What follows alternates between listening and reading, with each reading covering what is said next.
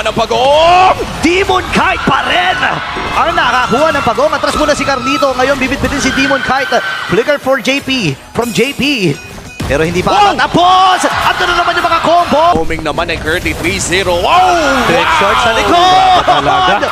Okay, gugulong-gulong na dito si Demon Kite. Nabitawan na rin kagad. Hoy, Tomeng! Sa Phoenix, pero namatay kagad si Tomeng. Naku po, yung isang main damage shield din ng Aurora ay na maalam. Bit-bit na naman mula dito kay Yue. Andun yung Blaze Dueta. Hahabol sila Daiki. No way. Andun din si JP. Edwards, Pero papasok si Sanford, masyado malayo ito. Yun na! Yung Phoenix na gamit, ipit ata dito ang Aurora Gaming, pero sapat ata yung kanilang damage. Si Daiki ang pinuntahan, hindi umabot si Edward, kaya lang mabibitin si Sanford. Atras muna siya, at yung Shadow Kill. Nagamit na rin yung Witcher. Ground Daiki ang mamamatay. Delikado ata dito ang Team Liquid, 4v5, magiging 3v5.